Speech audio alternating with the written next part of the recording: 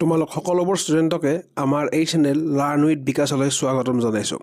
আজি আমি ডিছকাছ কৰিবলৈ গৈ আছোঁ আজি হৈ যোৱা কামৰূপ ডিষ্ট্ৰিক্টৰ প্ৰি বৰ্ডছৰ বিজ্ঞানৰ পেপাৰখন। চ' আহা আমি সকলোৱে মিলি কিনে ডিছকাছ কৰোঁ তোমালোকৰ কাৰ কিমানটা MCQ শুদ্ধ হৈছে বা কিমানটা ভুল গৈছে। চ' সকলোৱে ধুনীয়াকৈ নোট ডাউন কৰি যাবা। আজি আমি গৈ আছোঁ ফাৰ্ষ্ট কুৱেশ্যনটো লৈ। গতিকে 1 নম্বৰ কুৱেশ্যনটোৰ শুদ্ধ আনচাৰ হ'ব আমাৰ অপশ্যন চি। আমাৰ যেটো কুৱেশ্যন নম্বৰ 1 আছে তাৰ আমাৰ শুদ্ধ আনসাৰ হ'ব অপশ্যন নম্বৰ সি। ঠিক আছে, এতিয়া কুৱেশ্যন নম্বৰ 2ৰ আমাৰ শুদ্ধ আনসাৰ হ'ব অপশ্যন ডি। তাৰ পিছত আমাৰ যেটো কুৱেশ্যন নম্বৰ 3 আছে কুৱেশ্যন নম্বৰ 3ৰ আমাৰ শুদ্ধ আনসাৰ হ'ব আমাৰ অপশ্যন এ। কুৱেশ্যন নম্বৰ 4ৰ আমাৰ সঠিক আনসাৰ হ'ব অপশ্যন সি। কুৱেশ্যন নম্বৰ 5ৰ আমাৰ সঠিক আনসাৰ হ'ব অপশ্যন এ।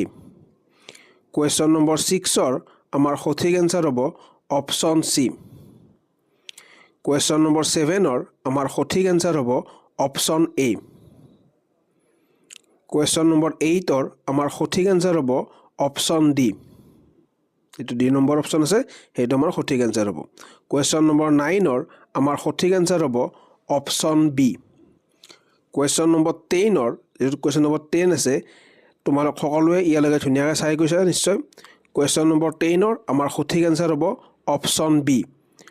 কুৱেশ্যন নম্বৰ 11ৰ আমাৰ সঠিক আনসাৰ হ'ব অপশ্যন ডি। কুৱেশ্যন নম্বৰ 12ৰ আমাৰ সঠিক আনসাৰ হ'ব অপশ্যন বি। কুৱেশ্যন নম্বৰ 13ৰ আমাৰ সঠিক আনসাৰ হ'ব অপশ্যন বি। কুৱেশ্যন নম্বৰ 14ৰ আমাৰ সঠিক আনসাৰ হ'ব অপশ্যন ডি। কুৱেশ্যন নম্বৰ 15ৰ আমাৰ সঠিক আনসাৰ হ'ব অপশ্যন সি। কুৱেশ্যন নম্বৰ 16ৰ আমাৰ সঠিক আনসাৰ হ'ব অপশ্যন বি। কুৱেশ্যন নম্বৰ 17ৰ আমাৰ সঠিক আনসাৰ হ'ব অপশ্যন এ। কুৱেশ্যন নম্বৰ 18ৰ আমাৰ সঠিক আনসাৰ হ'ব অপশ্যন বি। কুৱেশ্যন নম্বৰ 19ৰ আমাৰ সঠিক আনসাৰ হ'ব অপশ্যন বি। কুৱেশ্যন নম্বৰ 20ৰ আমাৰ সঠিক আনসাৰ হ'ব অপশ্যন সি। কুৱেশ্যন নম্বৰ 21ৰ আমাৰ সঠিক আনসাৰ হ'ব অপশ্যন ডি। কুৱেশ্যন নম্বৰ 22ৰ আমাৰ সঠিক আনসাৰ হ'ব অপশ্যন এ। কুৱেশ্যন নম্বৰ 23ৰ আমাৰ সঠিক আনসাৰ হ'ব অপশ্যন সি।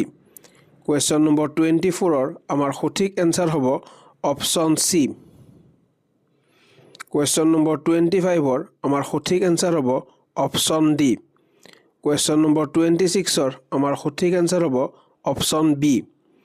কুৱেশ্যন নম্বৰ 27ৰ আমাৰ সঠিক আনসাৰ হ'ব অপশ্যন সি।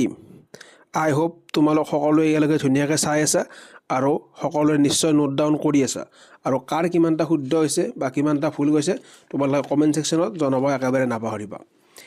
এবাৰ নেক্সট কুৱেশ্যন আছে কুৱেশ্যন নম্বৰ 28। কুৱেশ্যন নম্বৰ 28ৰ সঠিক আনসাৰ হ'ব অপশ্যন এ। কুৱেশ্যন নম্বৰ 29ৰ আমাৰ সঠিক আনসাৰ হ'ব অপশ্যন এ।